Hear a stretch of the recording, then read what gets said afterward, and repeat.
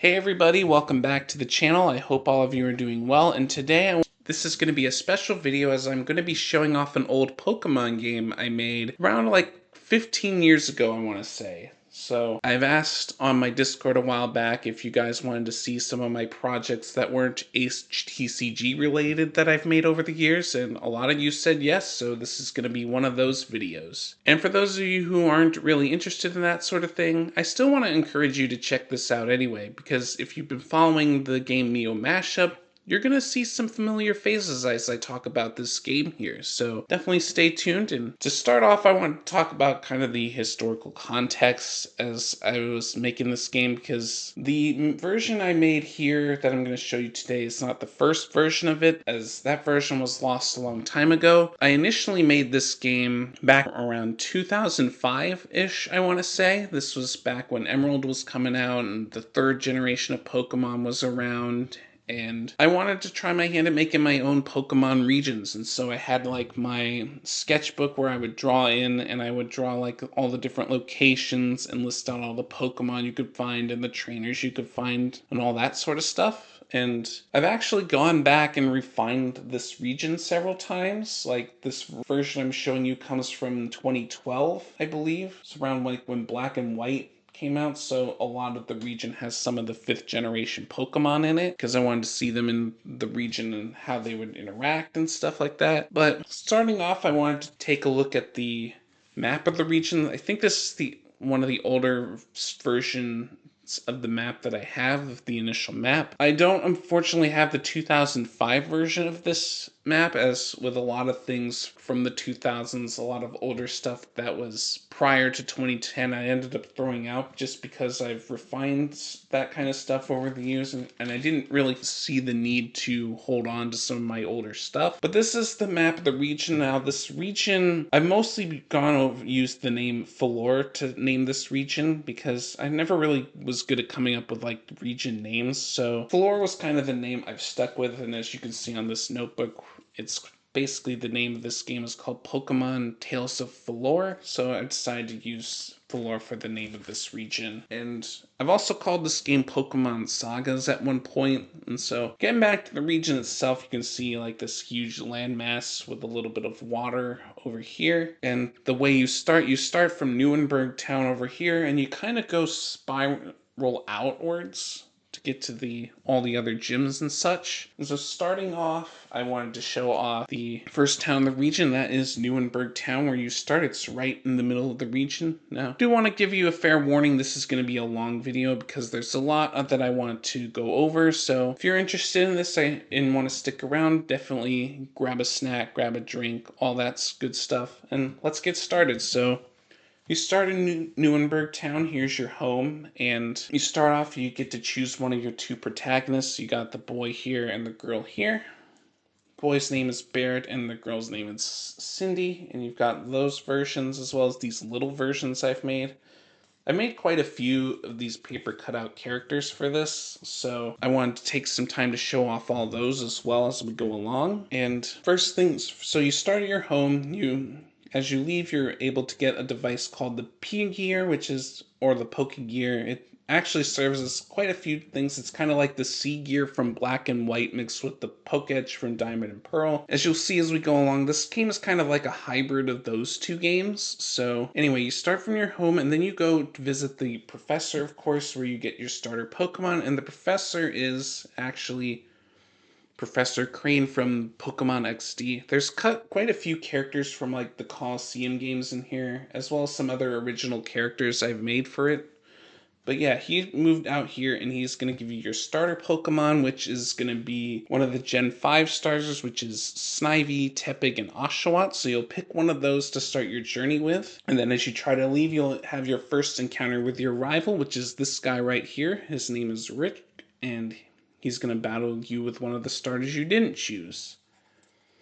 And so after you fight him, then you'll be able to go south of Newenburg town, which leads to Route 1, which is a simple little route where you can encounter some Pokemon and pick up a few items before reaching Battle City, which is the first major city in the game where you'll be able to pick up the Pokedex, get the map. There's also a gym here, but we won't be able to fight that gym until you get the other 7 badges first. That's going to be for much later.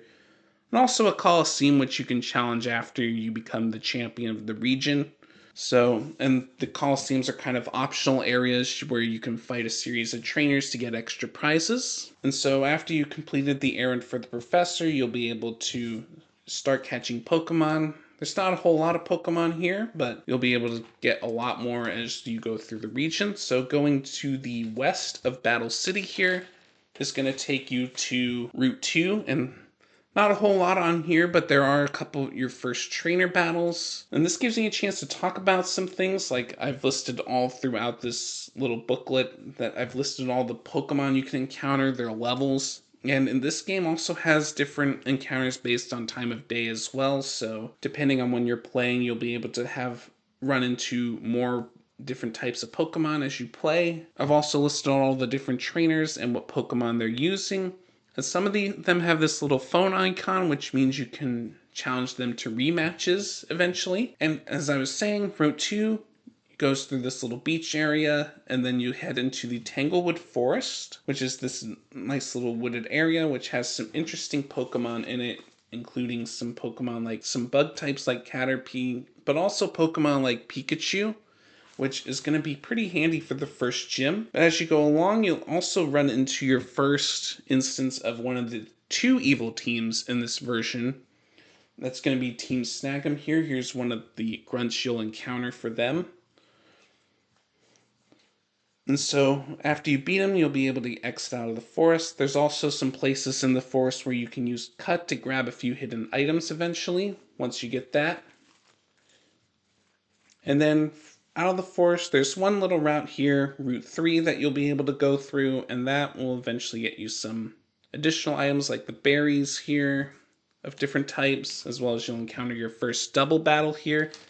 And you'll eventually head into Darien City. This is technically the second big city because Battle City was encountered first, but this is the first city with a gym in it you can actually challenge. And there's a couple of interesting things you can find here, like the old rod where you can start fishing for Pokemon. There's also some other things you can find if you go north of Darien City. You can find a little patch of grass over here to grab a few encounters, as well as get the 8 gem for Cut and a Moonstone. Kind of nice. But the most important thing is, of course, this gym in the upper right corner, which is home to the first gym leader, who is Terrence. And he is going to be challenging you with his flying type Pokemon. As you can see for the gym leaders, I've listed out all the Pokemon they use as well as their movesets they have. So his main strategy here is to use Pokemon with the move Workup, which will increase their attack power and allows them to use their physical attacks with more damage. And that's actually the TM he will give you after winning, as well as the Cloud Badge, which allows you to use Cut out of battle, and is the first badge you'll get on your way to becoming champion. And that's the first leg of the journey. So next up, you're going to the next town. So west of Darien City, you're going on another route which leads to a beach. There's some places you can surf. There was also a place you can surf from Route 2, but since there's no surf, it doesn't really make sense to cover that just yet. But anyway, you'll go through this route, which has a cut bush you can cut down to get through, but not a whole lot out here except for a bunch more trainers you can fight against. There's some other items you can pick up as well once you get the proper items, but other than that, you'll just go through Route 4 here, which leads to Route 5, another short route with some other trainers you can fight. And that will take you to Avalon City, which if you look at the map here, actually the river kind of, there's a river up here that goes down and then kind of splits off into 2 directions, and Avalon City is kind of right in the middle of those. So you got this, I kind of like the little canals that you go through. There's also another Pokemon Center, a place where you can get a bike, which you can't get just yet. There's some Team Snag'em grunts you have to take care of first. But there is a gym here which you can battle, which has a kind of a trainer from the anime heading up this gym. It's going to be Harley, if you followed like the Pokemon Advanced series of the Pokemon anime. He's May's rival throughout that when she's doing the contests. I made him a gym leader here, and he's basically going to use Sunny Day to take advantage of the chlorophyll on his grass-type Pokemon, like his Lilligant and his Oddish. And when you defeat him, you'll get the Seed Badge, as well as the TM for Grass Knot. So there's one version of Harley I drew. There's also this little one. I kind of like this one a little better. There's also another rival battle here, which you'll have to encounter as well, and he's getting his Pokemon a little bit tougher. But you'll also go south of Avalon City, which leads to Route 23, which has the next encounter with Team Snag'em. This is the first time you'll encounter this guy from Team Snag'em, who is named Tanner. He is actually in this game, he is the son of the leader of Team Snag'em, Gonzap, but he kind of just wants to be a regular trainer the end of the day, but you still have to encounter him, and that will give you the TM for Rock Smash, which you'll need to get into the cave coming up, which is on Route 4. If you remember, you have to smash this rock over here. Now, on the note of other versions of this game, I've continued to refine this game over the years, and there's also an alternate grass gym leader I made here. This is Kamiko, who kind of has like dress that's kind of resembles Superior in a way. I kind of like this little character design a lot.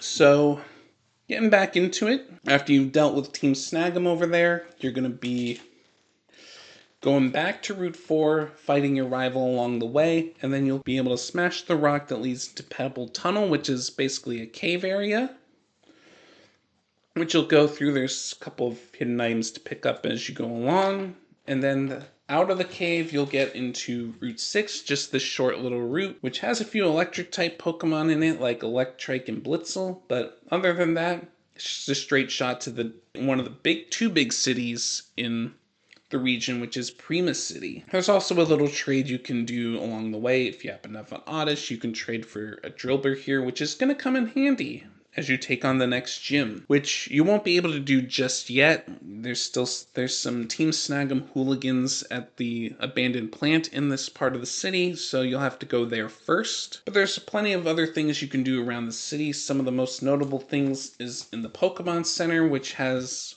one of Professor Crane's aides in it, and he will give you different items based on how much of the Pokedex you've completed. So he can give all sorts of unique prizes like the Eviolite, the Amulet Coin, the TM for False Swipe, and most notably, if you happen to have 200 Pokemon, you'll be able to get a Master Ball, which is one of 2 in the game you can get. But anyway, getting into the plant, there's a few Team Snag'em people you'll be able to fight along the way.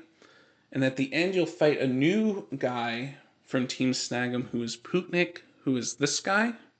He actually has a couple of Pokemon that have the Intimidate ability, which is pretty tough to deal with, but you should be able to take him down no problem. But once you do, you'll be able to head into the third gym, which is an electric gym, headed by this guy named Duke.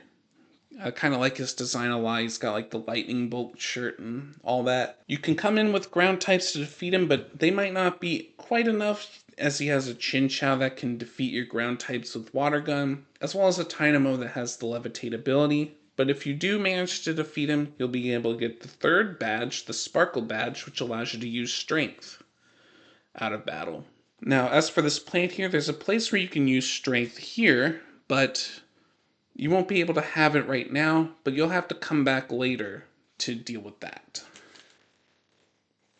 But going east of Prima City is Route 7, where you'll have another encounter with your rival. There's not really any other trainers otherwise, but you'll just beat your rival here, and you'll be able to head into another forest called the Mogul Forest. This is more of a darker forest, and there's some like ghost Pokemon you'll encounter in here, as well as some other items, as well as this Moss Rock, which allows you to evolve your Eevee into Leafeon if you happen to have one. But as you can see, the encounters for the forest, there's like Pokemon like Litwick and Mischievous in there, as well as some dark types. And then out of the forest, there's Route 8 and Route 9. So Route 8 is this little strip right here, while Route 9 is this strip that leads up to the mountain.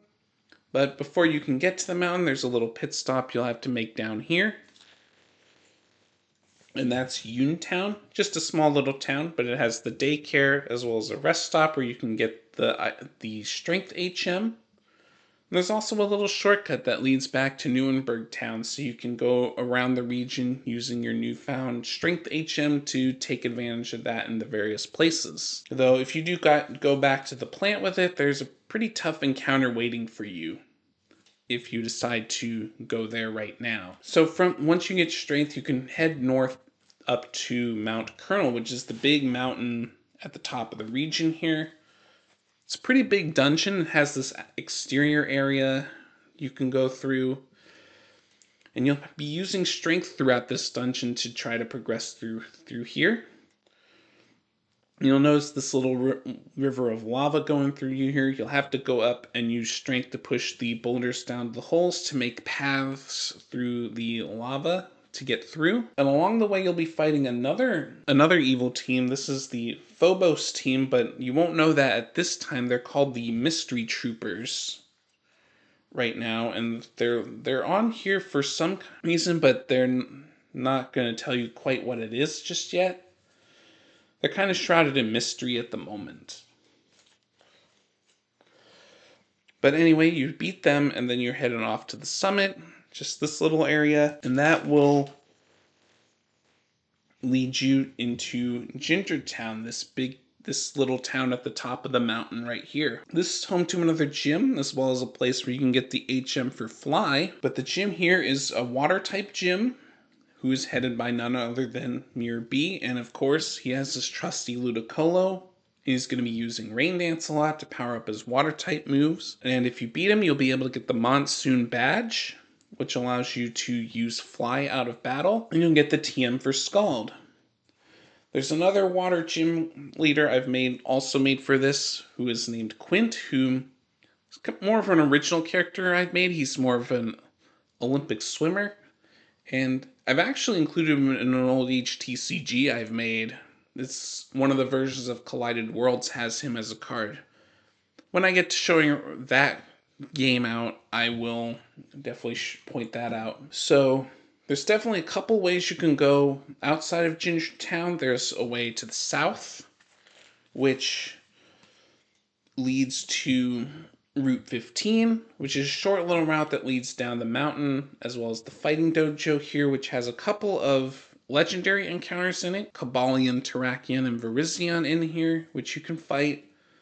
There's a gate that leads to Route 14, but you can't really go through there just yet, as there's a sandstorm in the desert there. So you're going to be mainly taking the long way around. And also, I neglected to mention when I talked about the Mogul Forest here, there's a little area of it where you can encounter Raikou, Entei, and Suicune here, and they're going to start roaming the region for you to be able to catch them as well. So, I just wanted to point that out because I forgot to mention it there.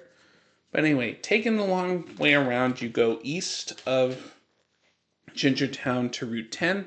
There's another short route here that leads down the mountain. You can kind of see the rest of the region from up here. There's a nice view as you go around. And you go to Sundale Town, which doesn't have a lot to do here, but there's the Good Rod you can find there, as well as your next rival battle, who's added more Pokemon to his team. He's got an evolution that covers for the weakness of whichever starter Pokemon he chose. So starting to get a little tougher. And then continuing to the east, you have a nice long winding path down through routes 11, 12, and 13.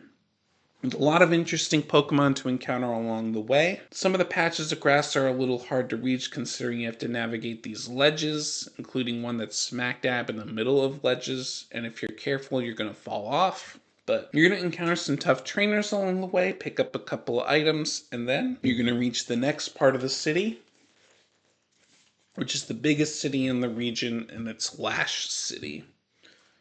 There's a whole lot of stuff going on here. There's all sorts of trainers you can fight in the city itself. And so going through, there's quite a lot to talk about really the main thing is you're going to be starting off, you're going to be stopped by Citrus as you enter, and he's going to inform you that the team Snagum's in the Coliseum doing something, and then so your main goal is to go into the Coliseum, beat that series to meet up with Tanner, who tells you how to get into Team Snagum's base. We'll talk about that later when we come to it. You'll also be able to visit the Capsule Corporation afterwards to get the Go Goggles.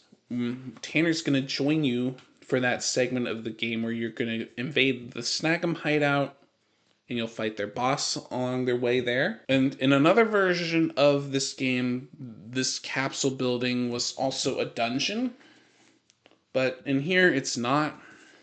And then there's also a place where you can visit Matt as well. He's lives in this city and he's going to give you the TM for Psychic. There's also 2 different gyms in this city. There's a pre-gym, which is headed by Citrus here, as well as the regular gym, but you can't take care of that unless you beat the Snagums at their hideout first. And one of the guys you fight in the Coliseum is Johnny, who's actually one of the trainers in the main gym in this city. And so fighting your way through, after you take care of the Team Snagum, you'll be able to go to the main Pokemon gym, which is run by none other than Chloe, who uses a bunch of fighting type Pokemon. And it's the one gym leader in the game who challenges you to a double battle. She likes to use Pokemon with the move Toxic to inflict it on her own Pokemon to take advantage of her Pokemon's Guts ability to get more power out of them. She has a Heracross and a Machamp. Pretty tough to deal with, especially after they use the move Facade, which you will get after you defeat the gym, as well as the Iron Fist badge that allows you to use the Surf move, so you can go south into the rest of the gyms. But if you go west, you'll be heading out into that desert I talked about earlier, but now with the Go Goggles, you can kind of explore all of it. There's the Snagum base over here, as well as an entrance to a place called the Ruins of Soul, which can't really do much here yet, as you have to wait until the end of the game after you become the champion to take care of. But then you'll be able to get into the Snagum hideout where you encounter some more of the Team Snagum members. That's a lot of these guys, including their leader Gonzap over here, which you'll eventually defeat. And Tanner, of course, challenges you every step of... Well, not... He challenges... He's going to be partnered with you every step of the way. As I've mentioned, he just kind of wants to be a regular trainer. He kind of suspects that something else is going on with Team Snagum that you don't quite know all about yet, but they kind of discuss that. But after you going through this entire little hideout here, you'll be able to get the HM for Surf, and then you'll be able to challenge Last City's gym, and then you can go south with your newfound Surf ability. There's a little short route here, Route 16, and that takes you to Regano Island. Small little island that where after you beat the gym, you'll be able to get the HM for Dive. Matt's kind of following you around at this point, kind of following the evil teams as they're going about. But before I get into that, there's the gym here, who is a poison gym, led by this person, leader Alexa. She likes to use Toxic on your Pokemon instead, not power up hers, but she uses a bunch of poison types, so your Psychic type Pokemon will probably be useful here. And she gives you the Venom badge, which allows you to use Dive, which, getting back to what I was saying earlier, Matt's going to give you, and he informs you that of a mysterious lab to the west of Regano Island, which houses an interesting turn of events, which I'll get into. So if we go to the west, there's all these little dive points you can go into. So heading into one is how you get into the lab, as there's no real place you can access it from the top here. So you have to go underwater into like a cave, and then you'll be able to surface right here. And all along the way, you'll be encountering these guys who you finally get to know who they are. This is Team Phobos. They're kind of the real antagonist pulling the strings here. They're trying to work towards their main goal. They want to try to inflict fear into the citizens of the region, try to convince them to let go of their Pokemon. And they're And they're working with Team Snag'em to try to take all the citizens' Pokemon as efficiently as possible. As you can see at the end here, as you go, you have a whole lab to get through with a bunch of trainers to encounter, but at the end you're going to be fighting the two admins, these two right here. You got Tabitha and Matt here. There's also some other admins I made for another version of the game, which is Freya, Fuego, and Relampago, which use ice, fire, and electric Pokemon. The Phobos team had a different sort of plotline in this game, which I'll get into a little bit later, but for now, what you need to know is that at the end of this dungeon, after you encounter those admins, you won't encounter the boss of Team Phobos, but rather a member of Team Snag'em named Rain here. He was actually the main point of contact between Team Snag'em and Team Phobos and is trying to work with them. So you'll fight him, you'll be able to go through, and then you can kind of continue your gym quest from there. Heading to the east of Regano Island is Route 17, which is a short little route with a shrine here, which you can't really do much with yet, but in the post game you will. And then once you get through Route 17 is Frostiva Island, which has a little route of its own leading to an ice dungeon. But for now, there's the gym here, led by an ice type gym leader named Victoria, whom, if you followed Myo Mashup, this is the same Victoria who is the brother of Vincent Quethorn, which is the card from set 1, but in here, Victoria has a slightly different outfit, and she's using Ice-type Pokemon, while taking advantage of things like Hail and Snowcloak, things like that. After you beat her, you get the Snow Badge, which allows you to use Waterfall, which you'll have to go into a place called the Sub-Zero Cave for, which is also on the island after you go through Route 24 here. Short little cave, you'll have to navigate some ice puzzles, and then you can get Waterfall here, but if you keep going, you'll be able to go into a deeper part of the cave, which houses some additional Pokemon. You'll be able to get Kyurem in this cave, the Sub-Zero Cave, and with all the HMs, you can start going to places to get other legendary Pokemon as well. This is the second floor of the abandoned plant, which you encountered earlier, and at the end of this is the encounter with Zekrom. And then you can go into Mount Colonel, which has a new part of it you can enter, with some strength puzzles, which you can reach now that you have Surf. And you'll be able to find Reshiram here. In another version of the game, these places has Articuno, Zapdos, and Moltres, respectively. So, interesting bit there that I wanted to touch on. So if you go west of Frostiva Island, you'll be able to encounter Route 18, which has some other places you can dive, as well as a place where you can encounter Lugia, which kind of gets me into Team Phobos. They were trying to capture Lugia in that game, but in this version, they're looking for a different Pokemon, which I will get into when the time comes. And then you'll eventually circle back around to Route 20, which leads to Battle City, which is where our adventure not quite first began, but it's one of the first areas we ran into. And that will be the final gym leader, which is none other than N from Pokemon Black and White. He's got an interesting team. He's going to be taking advantage of the move Trick Room to allow a slower Pokemon to attack first. And if you beat him, he will give you the N badge, as well as the Team M of the same name. He's got a wide variety of Pokemon here. As you can see, he's got Quagsire, who's Water Ground, Grass Poison Vileplume, Claydol, just some interesting Pokemon there. But with all 8 badges, you'll be able to finally go to the Pokemon League. But before that, Matt contacts you again and informs you that they finally figured out what Team Phobos' plan is. And so you'll finally go to that place on Route 2 where you can surf, and this takes you to this little patch of water, which you'll surf on, and into this little forest area where you'll get an item called the Lunar Wing, which you will need to counteract Team Phobos' plans. And this is also where Cresselia starts roaming the region. But anyway, you'll go back to Battle City and head east, and you'll reach Pumelo Island, which is the where Victory Road is located, and it's a pretty big dungeon. As you can see, this whole page is pretty much all map, where you'll have to navigate, you'll solve a bunch of strength puzzles, fight some powerful trainers along the way, including your rival who challenges you for the final time here. But at the end of it, you'll reach the top where the Pokemon League is.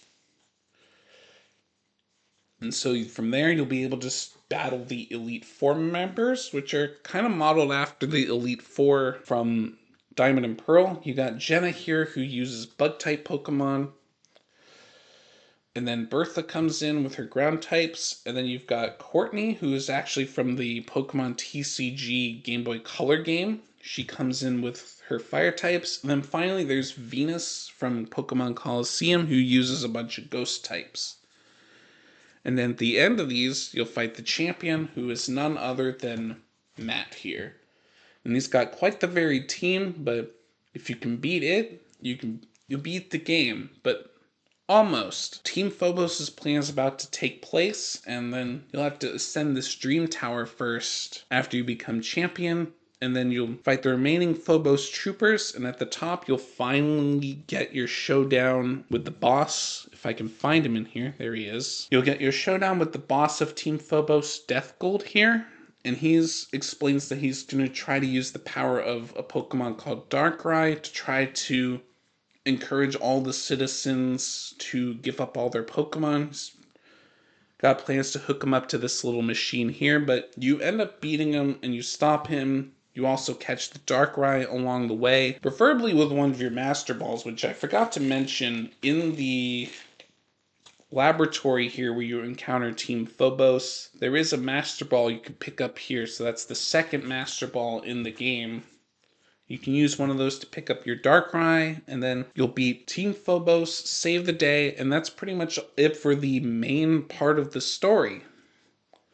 Now, there is a bunch of other post-game stuff that I made for this, but I don't really feel like getting into this much. As you can see, there's the rest of the Ruins of Sol, where there's another small dungeon you go through, and you can pick up your Volcarona at the end, who's level 70.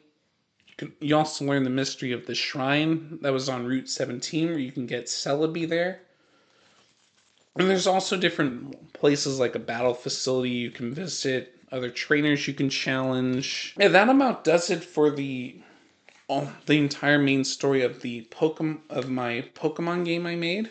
There's also a couple other things I wanted to show off here. I've also made little lists of the trainers you can encounter in the Colosseums, as well as there's also a battleground where you can challenge the different gym leaders, have rematches with them. There's move tutors, battle tower, and a bunch of other stuff I made. But I've said I've kind of refined this game a couple of times. I've also thought of some new ideas of changing the gym leaders around. For example, I've thought of having Jake as the last city gym leader at one point to have his steel types. Also having Subaru in there with ghost or dark type Pokemon as a gym leader. But other than that, that's about all I have for today. Thank you very much for watching. Whether I'm going to go back to this, I'm still not sure. I still like to go back to this every now and again and try to make some refinements to it. I've even thought of making this as an actual playable video game, like in something called Pokemon Essentials, but I just haven't had the time to do that. But maybe one day I'll try to revisit this game, but other than that, that's it for this video. I know it was a longer one, but still wanted to go through it and show this to you guys because it's kind of one of my favorite things I've made, and I really wanted to show it off. And since this was the 30th anniversary of Pokemon, I figured what better time there was than now to show off this little Pokemon related thing I made. And if you enjoyed this little video at one of my older games, definitely leave a like and let me know what you thought in the comments below. I'll see you for my next TCG video. In the meantime, I think the next video is the Nightshade video for the Set 2 archetypes for Myo Mashup. So I think that's coming up. I also have some other announcements related to the game I want to make, so stay tuned for those. But until next time, I'll see you in my next video, and take care.